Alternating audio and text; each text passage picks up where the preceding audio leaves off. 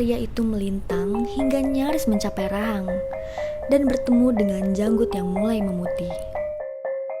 Kedua pergelangan tangannya dililit akar bahar. Batu akik sebesar biji sawit menyembul di jari tengah dan di jari manisnya. Dialah Pandi, 52 tahun, bekas preman dari kampung Gabus.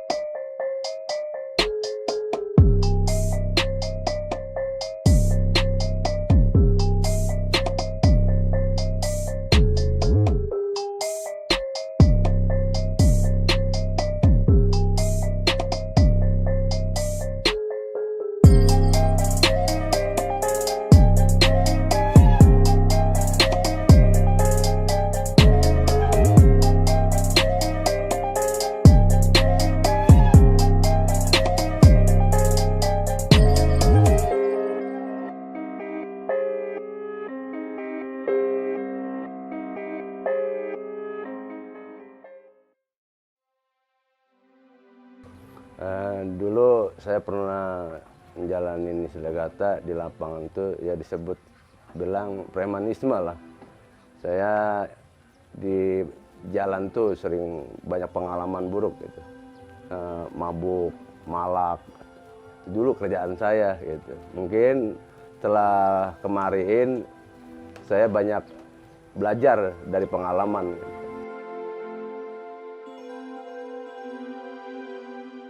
Memang Gabus dulu serem. Orang apabila disebut nama Gabus tuh kayak ngeri. Tapi karena dia belum tahu isi di dalamnya kampung Gabus itu seperti apa. Padahal di kampung Gabus itu orangnya enak-enak gitu sebenarnya.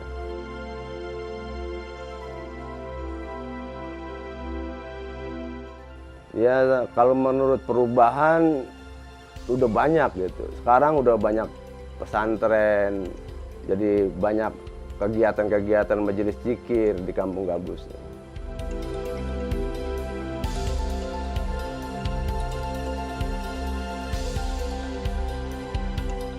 Ya tujuan saya ini berharap adanya padepokan, adanya majelis zikir di padepokan saya. Intinya jangan sampai punah gitu. Seni budaya nenek moyang kita jangan sampai punah untuk ke depan.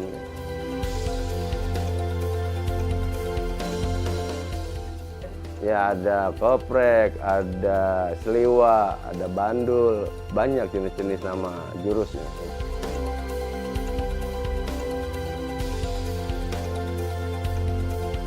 Ya syaratnya nggak pakai syarat lah, yang penting punya kemauan, rajin belajar, cukup syaratnya gitu aja. Kalau masalah murid itu banyak, dari Gabus juga ada, dari luar juga banyak gitu. Ya intinya manfaatnya juga satu buat bela diri, juga mencari persaudaraan, jadi banyak gitu keluarga jadinya. Memang dulu saya punya rencana waktu itu, saya pengen punya padepokan gitu. Saya bilang sekumpulin anak-anak itu. Begitu anak-anak sudah pada kumpul, mari kita bangun suatu padepokan pencak silat atau persilatan. Nanti di dalamnya pun kita isi acara-acara majelis zikir gitu. Maka dari itu setelah saya bentuk suatu padepokan tercapai, majelis zikir juga terbentuk, alhamdulillah. Jadi semua ini wadah untuk kita mencari ilmu buat generasi muda atau generasi ke depan. Itulah wadahnya di PSP itu, di padepokan kami. Ya mungkin kalau zaman dulu orang nggak boleh ada yang ini pisan itu, salah itu. Artinya yang konyol. Nah, artinya kalau orang Gabus tuh prinsipnya sakit satu, sakit semua gitu. Apabila orang Gabus ada yang disakitin atau dilukain, itu luka semua. Artinya kekompakan di Gabus itu luar biasa dulu gitu.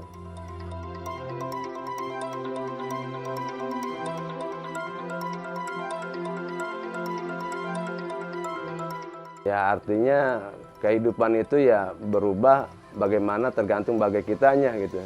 Sebab Allah juga nggak bakal merubah suatu kaum kalau kita nggak mau merubahnya. Maka kita banyak berubahlah dengan kemajuan teknologi canggih, kemajuan zaman. Ya kita harus bisa merubah dari karakter-karakter dari diri kita sendiri gitu.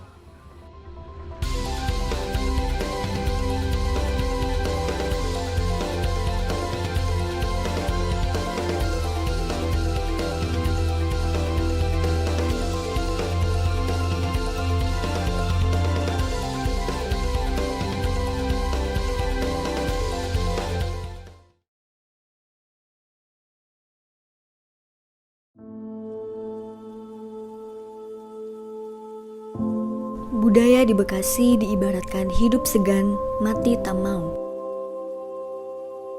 Dikarenakan kota Bekasi sendiri yang merupakan pecahan dari kota Jakarta dan sekarang menjadi bagian provinsi Jawa Barat. Hal itu mengakibatkan keragaman budaya dan bahasa yang terdapat di sana, salah satunya budaya Betawi yang notabene-nya merupakan budaya asli Jakarta yang juga terdapat di kota Bekasi.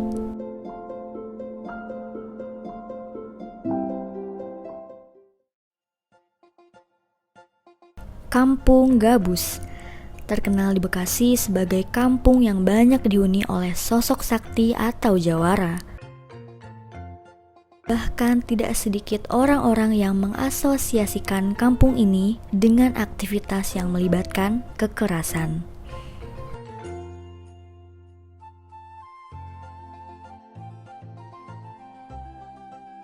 Desa tertua yang ada di Kabupaten Bekasi ini bernama Kampung Gabus.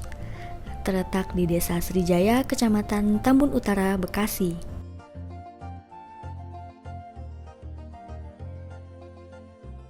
Dan tak luput dari perhatian para budayawan Indonesia.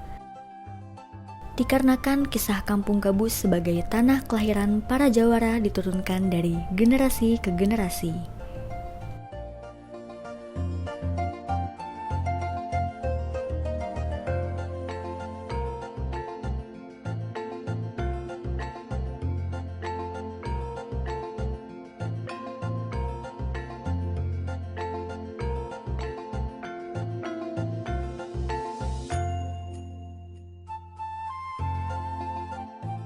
Sebenarnya sepengetahuan Baba tuh belum ada ya yang cerita sebenarnya gitu ya. Cuma kan kalau dia lihat dari wilayahnya dulu itu kan banyak rawa. Rawa itu kan banyak ikan gabusnya. Ditambah lagi dulu kan ada pohon gabusan itu. Pohon gabusan yang bisa buat tutup botol itu dulu ada tuh. Jadi minuman atau apa nggak tahu tuh. Jadi tutup botol itu pakai gabusan dia. Gitu. Jadi bisa diambil, dicabut, gitu. Cuka atau apa dah gitu.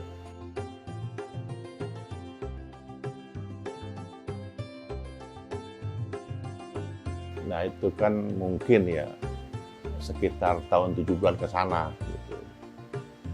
Kalau dulu itu kan itu bukan jawara mungkin ya.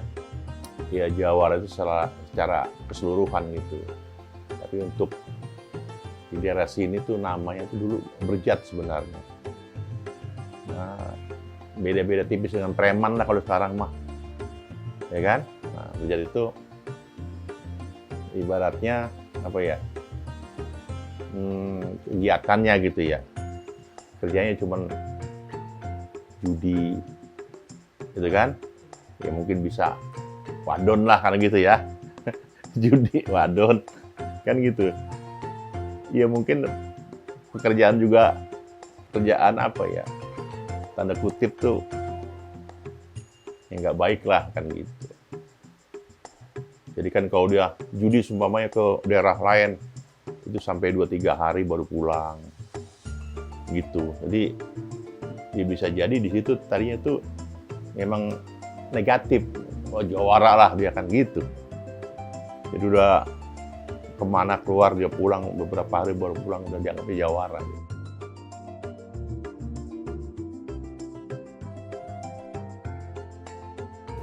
Itu memang dulu setiap lelaki itu pasti ada sorenannya dia, golok.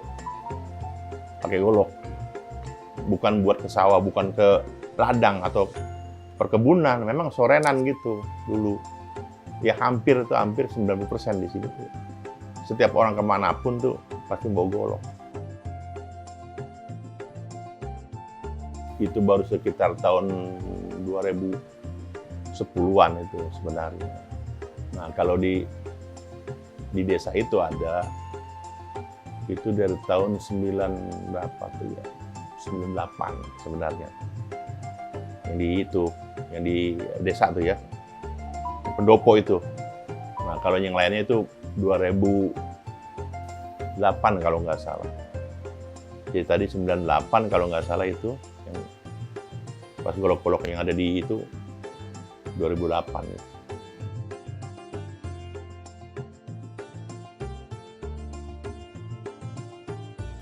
Ya mungkin sangat-sangat gitu ya. Kalau kata saya itu bukan 180 derajat ya.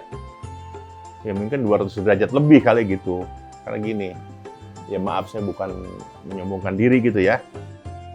Nah, tahun 90 sampai 91, 92, sono itu boleh dibilang itu zaman jahiliyah. Masjid juga cuma satu kayaknya, atau dua. Itu zaman jahiliyah. Jadi kalau bicara Islam, iya semua kan, Islam. Tapi yang sholat bisa dihitung jari. Iya kan? Nah itu.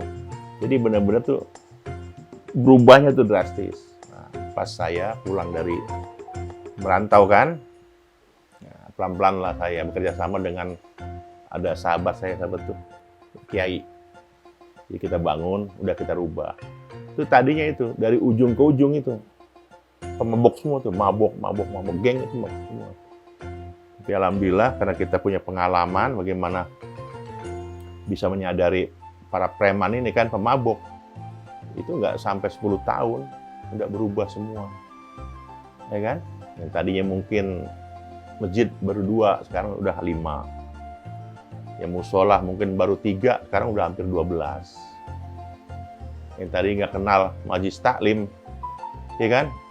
Sekarang udah, ya maaf, ribuan. Kalau ada maulid, ada acara, itu pasti ribuan. Dan itu anak muda kebanyakan. Orang tua paling ya 3%. Itu ribuan kalau ada acara keagamaan di sini. Jadi benar-benar alhamdulillah gitu.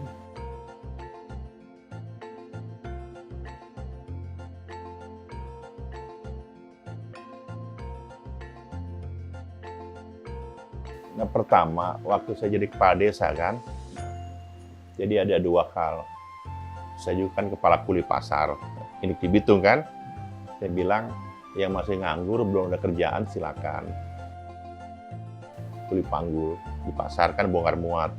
Cuman bukan tujuan satu-satunya. Saya suruh manggul, tapi ada maksudnya, yaitu belajar dagang. Karena dagang juga kan nggak harus sekolah kan. Nah, dari lapangan itu lebih baik sebenarnya. Nah, saya batasin kalau bisa manggulnya itu bongkar muat jangan lebih dari 2 tahun. Setelah ke sana harus jadi pedagang itu. Kan tanpa modal kan kadang-kadang kan kita cuman jadi calo kan bisa dagang. Nah, atau kedua, nah saya kan sering nge-Pemda kan.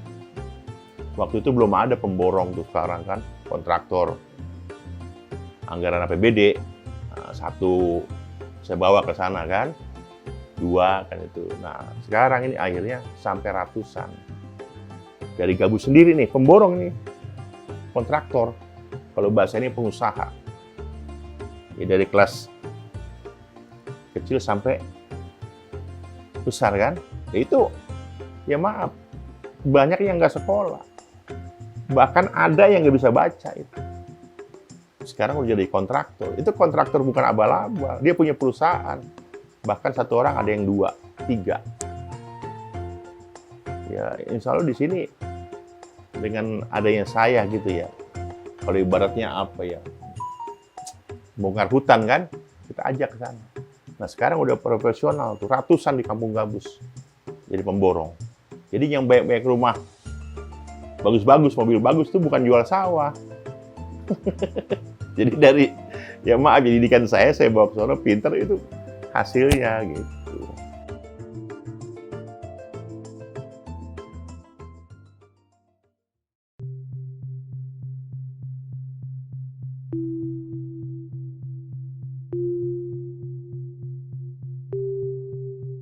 Iya, Kampung Gabus ini kan kampung yang agak-agak ngeri-ngeri sedap kalau kita ceritain ya.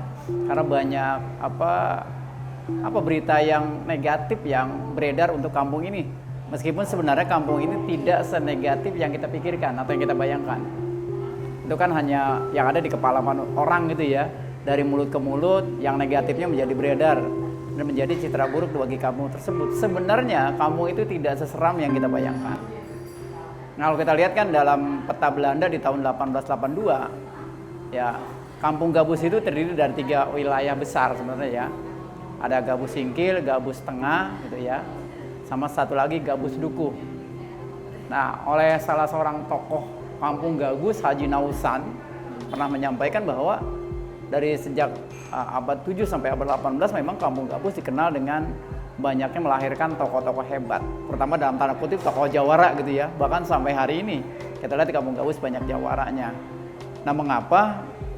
Kan kalau kita lihat coba epos sejarah di sekitar tahun 1945-46 ketika terjadinya bumi hanguskan Karawang dan Bekasi, nah banyak tokoh-tokoh Gabus yang ikut terlibat dalam pertempuran itu ya, bersama Kiai Nur Ali dengan pasukan Hizbullahnya.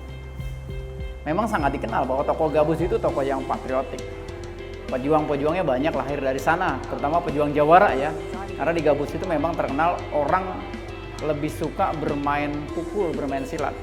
Itu mungkin yang membuat banyak orang menjadi tahu bahwa Kampung Gabus itu tempatnya atau bermarkasnya para jawara.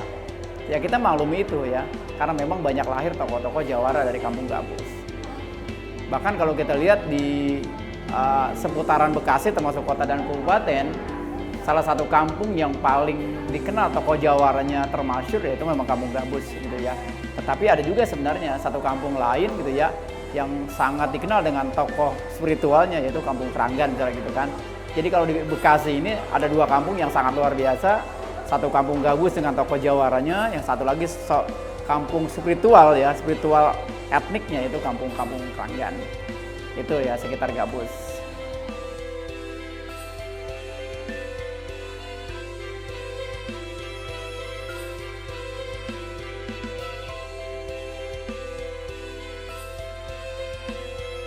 Ya sebenarnya seperti saya katakan tadi, stigma itu kan timbul dari mulut ke mulut disebarkan oleh masyarakat. Bahkan ketika orang belum pernah datang ke Kampung Gabus pun kan akhirnya kita karena stigma itu kita nggak berani datang ke Kampung Gabus gitu kan. Meskipun pada kenyataannya Kampung Gabus itu sama seperti kampung-kampung biasanya. Masyarakatnya ramah, mudah diajak bergaul, memang gitu kan. Kalau dialek atau idiolek orang-orang Bekasi kan agak kasar bahasanya gitu ya. Ketika bertemu saja mau apa lu, kira-kira begitu. Orang wah ini seperti orang ngajak berantem. Padahal itulah tegur sapa dari masyarakat yang ada di Kampung Gabus atau di masyarakat Bekasi. Kebanyakan kan masyarakat Bekasi yang mengenal bahasa Bekasi Orak atau bahasa Melayu Betawi gitu kan. Yang mendialognya kayak begitu. Orang Bekasi kan kalau ketemu begitu. Siapa lu? Mau kemana? Dengan logatnya agak keras, agak kasar. Ya memang begitu logatnya. Padahal itu adalah maksudnya baik. Nah, saya berapa kali misalnya pernah datang ke daerah Gabus. Gabus itu kan ada 4 kelurahan hari ini ya. Ada Sri Amur, Sri Jaya, Sri Mukti, dan Sri Mahi ya. Kalau dulu kan Sri Amur yang paling dikenal gitu ya. Paling daerah angker kali ya di daerah Tambun Gabus itu. Tapi sebenarnya tidak sedemikian, tidak seangker yang kita bayangkan. Nah, saya pernah berdialog misalnya bertemu dengan tokoh Gabus yang sangat dikenal, Bang Haka Damin Sada, pasti kenal dengan nama itu ya. Beliau dikenal sebagai salah satu dedengkotnya Kampung Gabus, bahkan mendirikan satu organisasi masyarakat yang dikenal dengan Jajaka ya, Jawara Jaga Kampung Nusantara. Ya memang kita kenal, Bang Damin Sada itu sangat luar biasa. Dia satu tokoh Jawara Gabus yang memang karismatik ya. Bahkan orang kalau lihat figurnya biasa jok saja gitu kan, kita udah takut duluan gitu kan. Sebenarnya Bang Nami Sandi itu orang yang sangat baik. Bahkan hari ini beliau sangat mendalami ilmu agama kan, sangat baik. Tetapi memang ada satu peribahasa orang-orang gabus barangkali, jangan coba-coba gitu kan mainin anak kampung gabus kalau tidak ingin berurusan, kira-kira begitu. Saya yakin semua kampung juga demikian. Kalau misalnya satu kampung diolok-olok, satu kampung dibully, ya pasti masyarakatnya marah gitu kan. Nah ini salah satu contoh dari Bang Damin Sada. Saya pikir beliau itu tokoh yang sangat baik ya. Saya pernah bertemu beberapa kali dengan beliau. Saya undang di acara Lebaran Betawi di Pondok Melati. Saya pun ketemu dalam dialog sejarah Pondok Gede di daerah Al-Falah gitu kan. Bahkan bertemu dengan beliau di acara Lebaran Bekasi. Bahkan yang akan diadakan pada tanggal 11 nanti di alun-alun Bekasi. Beliau akan mengadakan Lebaran Bekasi. Beliau orangnya sangat baik, karismatik. Dan kalau memang ada kesan galak di wajah beliau, ya beliau memang orang yang sangat galak dan sangat ngotot ketika misalnya jati diri orang-orang gabus itu dibully, ya pasti dia pun marah. Bahkan pernah tahu kan satu cerita misalnya, pernah Bekasi diolok-olok oleh satu orang atau satu oknum dari daerah lain, kan sampai didatengin orang itu ke daerahnya kan, sampai dibawa akhirnya ke Polres Bekasi, sampai orang itu minta maaf dan sebagainya. Bahkan terakhir, kalau kita lihat pernah ada satu tayangan di YouTube gitu kan, ada orang menjelek-jelekan masyarakat Bekasi, nah beliau yang paling dulu bagaimana marahnya kepada orang-orang itu, jangan coba-coba menghina satu etnis gitu kan. Jadi etnis lain pun sebenarnya sama, perlu sama-sama dihormati dan sebagainya. Jadi itu, jadi kampung gabus adalah bukan kampung seseram yang kita bayangkan. Sebagaimana orang katakan, sebenarnya adalah satu kampung sama dengan kampung kita. Cuma karena memang dulu letaknya agak terpencil jauh dari pusat kota. Barangkali itu yang agak menyeramkan. Di mana rumah-rumah masih sangat jauh, masih banyak hamparan sawah yang sangat luas, sehingga kalau kita lewat menjelang sore hari, menjelang malam, ya memang sudah sangat gelap. Mungkin itulah yang membuat kita menjadi agak menakutkan ketika melintasi daerah gabus. Sebenarnya masyarakatnya seperti kita, ramah dan baik. Itu.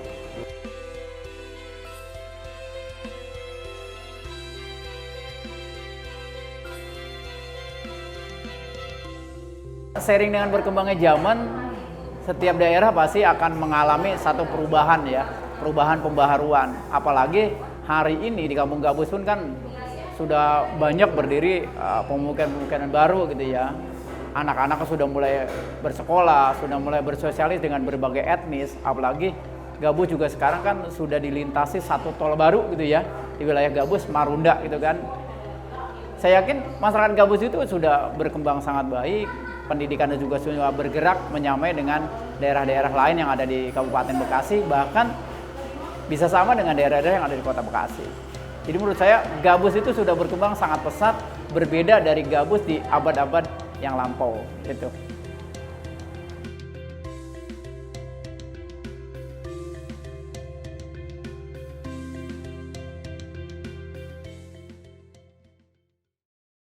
Ya harapan saya untuk Kampung Gabus lebih maju lagi untuk kegiatan-kegiatan pencaksilat, baik majelis zikir, ya intinya menjaga kebersamaan, kesatuan agar Kampung Gabus ini lebih indah didengar di telinga masyarakat kampung mana-mana gitu.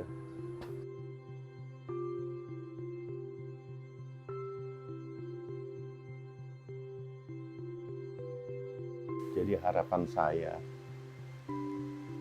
kalau saya bilang, semakin ke depan sebenarnya persaingan hidup semakin sulit. Ya, kita sudah bertahan juga udah bagus ke depan nanti. Kenapa? Karena ya terus terang aja, ke depan nanti 5-10 tahun lagi mungkin semakin sulit. Kenapa? Karena yang tadinya ada ribuan sawah di sini, pertanian, itu akan habis nanti, berubah menjadi perumahan.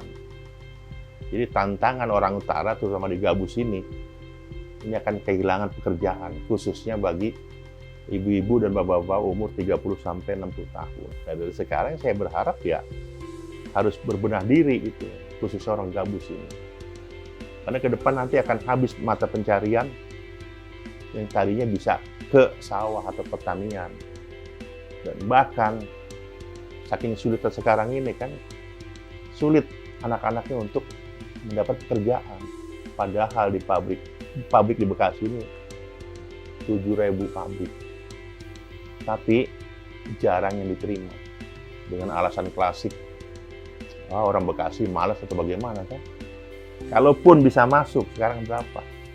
Jangankan karyawan tetap, kontrak pun tidak sekarang. Jadi apa? Cuma sekedar magang. Magang itu bayarannya cuma 70-80%. Dan itu pun paling 6 bulan. Bahkan banyak rumor kan, kita masuk kerja aja sampai 3-4 juta itu. Ya kan, nyogok sama oknum-oknum kan supaya bisa kerja. Kan sedih. Bahkan sekarang itu pabrik, dia menerima itu umur cuma berapa ya? Dari 22 tahun sampai 27 sekarang. Iya, makanya kan kasihan nanti. Kalau kerja, ya kan, belum punya keluarga, magang, seandainya kerja lah, oke. Biasa kan gitu, magang, kontrak. Itu tidak akan pernah jadi karyawan tetap itu. Itu sulit. 2 tahun kan, resign kan, keluarin. Kalau dipanggil lagi, kalau enggak udah.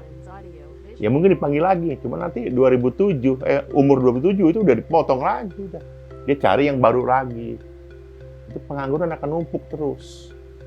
Itu makanya ya saya tuh ya wanti-wanti gitu ya kepada orang tuanya, atau udah kita usaha lain, ya kan, jangan mengandalkan kerja di pabrik.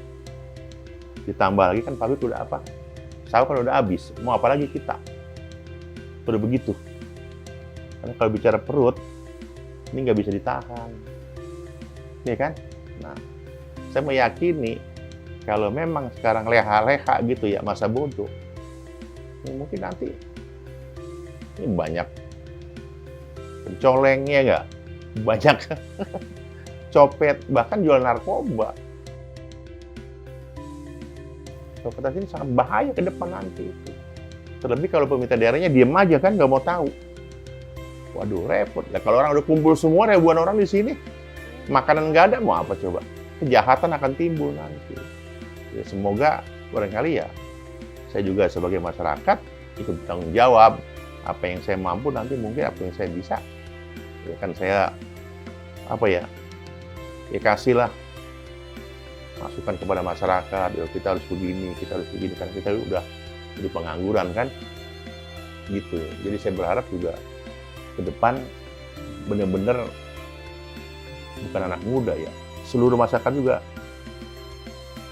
harus siap-siap ganti profesi gitu. Itu aja kalau dari saya. Karena kalau enggak, tadi bilang cilaka nanti, akan berbahaya kita. Gitu.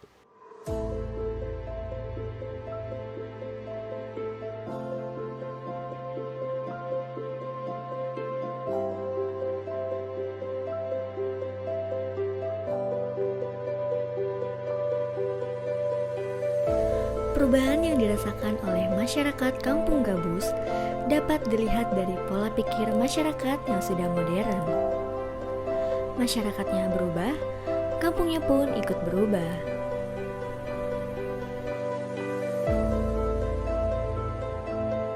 Sehingga dalam keahlian serta kesenian yang ada di kampung ini harus tetap terjaga dan berkembang dari generasi ke generasi.